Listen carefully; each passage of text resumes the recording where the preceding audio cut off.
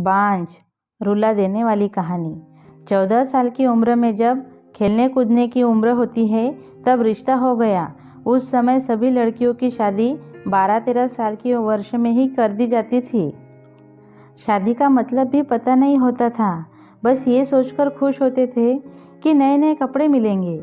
मेरी माँ थी ही नहीं, पिताजी ने जो थोड़ा सा काम घर का सिखाया था वही आता था। शादी का दिन आया और बस सारी रस्मों के बाद विदाई का वक्त भी आ गया। रोते रोते गाड़ी में बैठकर ससुराल पहुंच गई। इतनी आलीशान हवेली देखकर मन ही मन बहुत खुश हुई। तभी सासू माँ की आवाज़ आई, अरे जल्दी से कलश लाओ, बहू आ गई है। और मैंने घूंघट की आड़ से अपनी सास को देखा। आंखों से एकदम सख्त मिजाज की लग रही थी। सच मानो तो थोड़ा सा डर गई थी उन्हें देखकर। सारी रस्में खत्म होते होते रात हो गई थी। बिस्तर पर लेटते ही नींद आ गई। सुबह सुबह नौकरानी ने आकर जगाया था कि चलो रसोई बनाने की रस्म है। तैयार होकर रसोई में गई और खीर बनाई। सबने तारीफ भी की, पर सासू माँ ने कमी निकाल दी, साथ ही साथ हिदायत भी दी, अब बचपन छोड़कर कुछ कामकाज सीख लो। 15 दिन बाद मेरे पति को भी हॉस्टल जाना था, क्योंकि वह बीए कर रहे थे। खैर, अमर भी हॉस्टल चले गए और मैं अकेली रह गई। अपनी सास और ससुर के साथ पढ़ती। बीच बीच में अमर चिट्ठी लिखते थे, पर पहले सासू माँ पढ़ा करती थी, फिर मेरे पास चिट्ठी आती थी। उम्र कम होने की वजह से इतना फर्क नहीं पड़ता था। मेरे अकेलेपन का साथी था आम का पेड़। हाँ, वही आम का पेड़ जो हवेली के पीछे के आंगन में लगा था। उस आम के पेड़ के नीचे एक कच्ची मिट्टी का कमरा भी बना हुआ था, पर वो पेड़ फल नहीं देता था। इसलिए सारे हवेली वाले उस पेड़ को बांझ कहते थे। पर मुझे ना जाने क्यों उस पेड़ से बहुत प्यार था।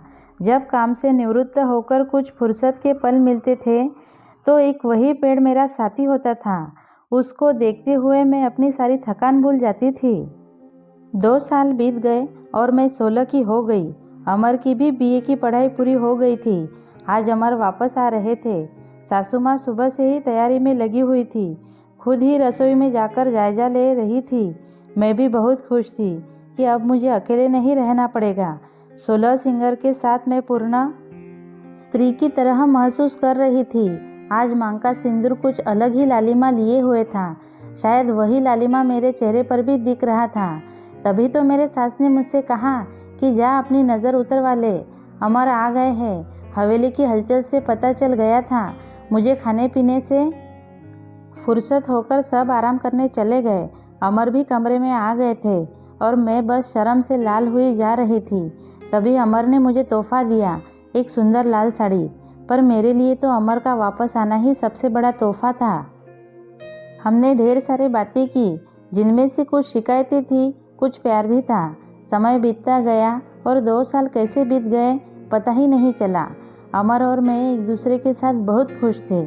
एक दिन अचानक पता चला कि मेरे पिताजी की तबीयत बहुत खराब है। अमर मुझे लेकर तुरंत रवाना हो गए। पिताजी मुझे देखकर बहुत खुश हुए, जैसे मेरे लिए ही अपने सासों को रोका हुआ था।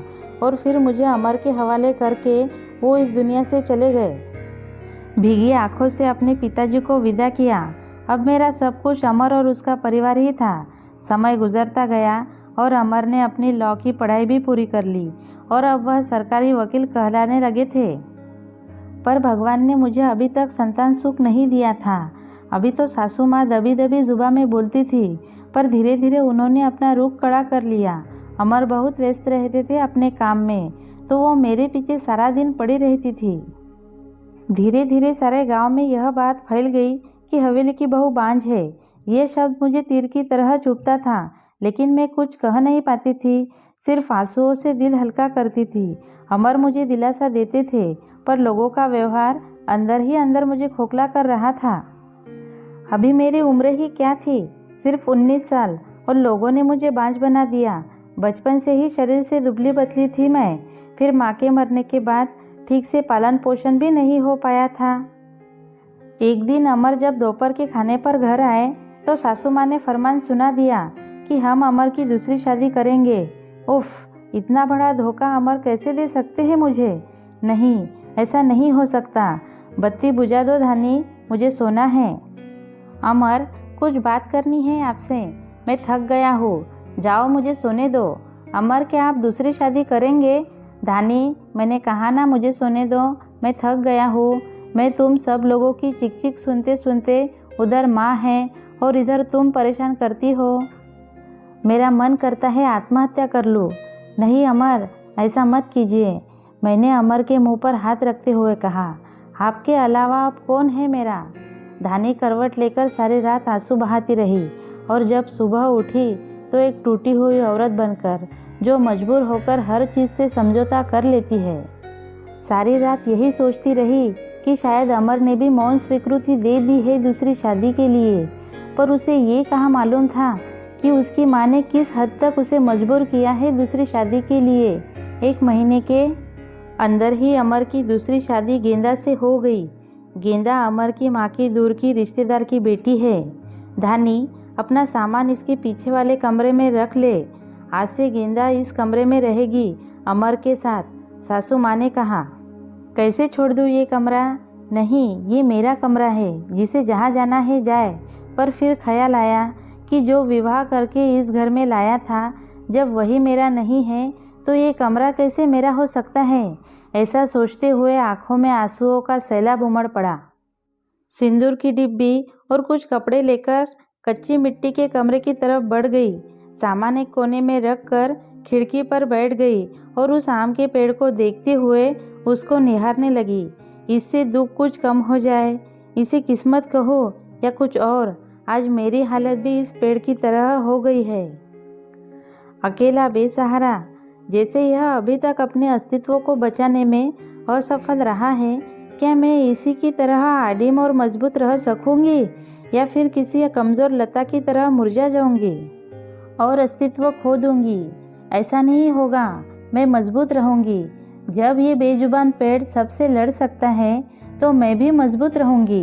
अपने विचार श्रृंखला से बाहर आते ही मैंने अपने आप को संभाल लिया और हर स्थिति से लड़ने के लिए तैयार किया। दिन गुजरते गए और मैंने घर के कामों में अपने आप को व्यस्त कर लिया। अपनी कोठरी के आसपास खूब सारे पेड़ लगाए और बाकी बचे हुए समय में उन पेड़ों की देखभाल करने लगी। साथ ही उस आम के पेड़ की खास देखभाल करती थी। गेंदा एक सुलझी हुई लड़की है। वो जब भी मुझसे बात करने के लिए आती, मेरी सास उसे बहाने से बुला लेती। अमर पहले से भी ज़्यादा व्यस्त रहने लगे थे। मुझसे बात तो करते थे, पर एक पछतावा हमेशा उनकी आंखों में दिखता था। शायद मेरी हालत देखकर बुरा लगता था उन्हें, पर माँ के खिलाफ जाने की हिम्मत नहीं जुटा पाते थे। गेंदा के दिन खुशी से गुजर रहे थे और मेरे दिन बस गुजर रहे थे। और देखते ही देखते वो भी दिन आ गया जब गेंदा ने खुशखबरी सुना दी कि वो माँ बनने वाली है। पूरी हवेली में त्यौहार जैसा माहौल हो गया। सारे नौकरों में तोहफे बांटे जाने लगे। मैं भी बहुत खुश थी कि चलो अच्छा है, अब घर में एक नया मेहमान आएगा। शायद मेरी ज़िंदगी का सूनापन। गेंदा बहुत कमज़ोर थी और उम्र भी 16 साल। उसे बहुत तकलीफ़ होती थी। अब सासू माँ का आदेश था कि उसकी अच्छी से सेवा की जाए, जिससे कि उसकी कमज़ोरी दूर हो सके। सारी देखभाल के बाद भी गेंदा का वजन कुछ खास नहीं बढ़ रहा था। एक दिन चिंतित होते हुए मैंने अमर से कहा कि गेंदा को शहर में किसी अच्छे से डॉक्टर को दिखा लाओ, पर सासू माँ ने ये कहकर मना कर दिया कि हमारे भी बच्चे घर पर ही हुए हैं। और अमर की वही पुरानी आदत कि अपनी माँ के खिलाफ वह जा नहीं सकते थे। एक दिन गेंदा की तबीयत कुछ खराब होने लगी। उसकी सांस बहुत फूल रही थी। घबराकर मैंने गांव के वैद्य जी को बुलावा भेजा। वैद्य जी ने आकर कुछ दवाइयाँ दी और खून की कमी भी बताई। और जब मैंने अमर को ये बात बताई तो सासू माँ ने मुझे गेंदा से दूर रहने का आदेश दे दिया, यह कहकर कि बांझ की छाया भी नहीं पड़नी चाहिए गेंदा पर। खैर, मुझे गेंदा से दूर कर दिया गया और मैं फिर से अपनी कोठरी में अकेले ही सारा दिन बंद रहने लगी। या यूँ कहो, अपने अंदर ही अंदर मैं खुद ही डर गई थी कि कहीं सचमुच मेरी वजह से गेंदा को कुछ न हो जाए। कुछ दिन बाद रात में नौकरों का शोर शराबा सुनकर मैं आंगन की तरफ भागी। देखा कि गेंदा का प्रसव का समय आ गया था। गांव की बूढ़ी औरतें और दाइयों को बुलाया गया। पूरी हवेली में हलचल का माहौल था। मैंने अमर की तरफ देखा, बहुत डरे हुए लग रहे थे। उनके पास गई और उन्हें थोड़ा सब्र रखने को कहा। थोड़ी ही देर में बच्चे की किलकारी गूंजने लगी। हम सभी का खुशी का ठिकाना नहीं था। पर तभी काकी ने बाहर आकर बताया कि गेंदा की कमजोरी और खून की कमी के कारण वह गेंदा को बचा नहीं पाए। बेटी को जन्म देते ही गेंदा का देहांत हो गया। हाय, पोते का मुंह नहीं देख पाई मैं, अब कैसा मेरा वंश चलेगा। सासू माँ का विलाप सारी हवेली में गूंज रहा था। उस छोटी सी दूध पीती बच्ची को देखकर मेरा कलेजा मुंह को आता था। ऐसे लगता था जैसे वो मैं ही हूँ। मैंने उसे कलेजे से लगा रखा था। जिनकी माँ नहीं होती वो बच्चे कुछ ज़्यादा ही समझदार होते हैं शायद। ज़रा भी परेशान नहीं करती थी वो मुझे, बस दूध पीते ही सो जाती थी। सासू माँ का वही राग चलता रहता था कि लड़कियों से वंश नहीं चलता है, पर अब शायद किसी को फर्क नहीं पड़ता था। अमर अब पहले से खुश रहने लगे थे। ऑफिस से आते ही मेरे कमरे में आते और गुड़िया को खिलाते। मुझे भी अमर को खुश देखकर अच्छा लगता था।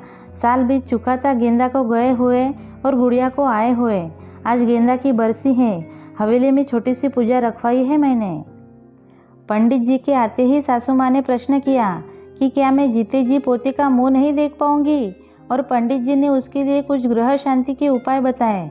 सासू माँ चल दी पंडित जी को हवेली दिखाने और सारे हवेली के शुद्धिकरण करने। मेरी कोठरी के पास भी गए और पंडित जी को बांज पेड़ भी दिखाया। पेड़ देखते ही पंडित जी का मुंह बन गया और उन्होंने कहना शुरू कर दिया कि इसी मनहूस पेड़ की वजह से हमारे घर में बेटा नहीं है। जितनी जल्दी हो सके इसे कटवा दो। अब मेरे बर्दाश्त की हद हो चुकी थी। मैंने अमर की तरफ देखा और मुझे नहीं लगा कि वो मना कर पाएंगे, और सासू माँ ने तुरंत नौकरों को बुलवा लिया और कहा कि आज इस पेड़ को काट डालो। मुझे कुछ समझ नहीं आ रहा था कि क्या करूं, कैसे अपने सुख दुख के साथी को बचाऊं। जैसे ही वो कुल्हाड़ी लेकर पेड़ काटने आगे बढ़ने लगे तो मैं फुर्ती से भागकर उस पेड़ से लिपट गई और विनती करने लगी कि पेड़ को छोड़ दो, पर वो लोग नहीं मान रहे थे। मैं रोती जा रही थी पर किसी को तरस नहीं आ रहा था। तब किसी ने मुझे खींचकर धक्का दिया और मेरा सिर पत्थर से टकरा गया। सिर से खून की धार निकल रही थी। ये देखकर अमर से रहा नहीं गया और उन्होंने सबको वहाँ से हटा दिया और तुरंत मुझे अस्पताल ले गए। मलहम पट्टी के बाद मुझे कुछ होश आया। डॉक्टर साहिबा सामने खड़ी थी और अमर को कुछ समझा रही थी। सासू माँ भी वही थी और उनके चेहरे से पता चल रहा था कि उन्होंने अपने किए पर अफसोस है। डॉक्टर, क्या अब हम इसे घर ले जा सकते हैं? अमर ने पूछा, पर ख्याल रखिएगा कि अब ऐसा दोबारा न हो, क्योंकि ऐसी हालत में ऐसे गिरना ठीक नहीं होता। ऐसे हालत? डॉक्टर, क्या हुआ इसे? अमर ने घबराते हुए डॉक्टर से पूछा। अरे आप लोगों को नहीं पता, अब ये माँ बनने वाली है, तो इनका अच्छे से ख्याल रखिएगा। ये सुनकर किसी को भी यकीन नहीं हुआ और बस एक दूसरे को देखे जा रहे थे, और मैं तो बिल्कुल यकीन ही नहीं कर पा रही थी। सासू माँ की आंखों में पछतावे के आंसू थे। मेरे सर पर हाथ रखकर बस इतना ही कहा, मुझे माफ़ कर दो, और मैं मुस्कुराकर उनसे लिपट गई जैसे मैं अपने माँ से लिपटी हूँ। पूरे 9 महीने मेरी सासू माँ ने मेरा बहुत ख्याल रखा और मैंने उस पेड़ का। आज मेरी डिलीवरी होनी थी। सासू माँ समय से मुझे अस्पताल ले गई ताकि जो गलती उन्होंने गेंदा के साथ गेंदा के समय की थी वो अब ना हो। बधाई हो, आपको पोता हुआ है। नर्स ने सासू माँ को खबर सुनाई और सासू माँ ने हाथ से अंगूठी निकालकर नर्स को दी। वो खुश थी, पर इस वजह से नहीं कि पोता हुआ है, बल्कि इस बात पर कि मैं बिल्कुल ठीक हूँ। हवेली में धूमधाम थी, सब खुश थे। अब हमारा परिवार पूर्ण हो गया था। बेटी और बेटे के आने से और एक खुशी कहीं और भी पनप रही थी। वो उस आम के पेड़ में फल आ रहे थे। शायद हम बहुत जल्द ही चिंता करने लगते हैं फल मिलने की, पर हर चीज़ का एक समय होता है। कुपोषित शरीर हो या पेड़, दोनों ही फल नहीं देते। वीडियो अच्छा लगे तो प्लीज़ लाइक शेयर सब्सक्राइब कर देना। वीडियो पूरा देखने के लिए धन्यवाद।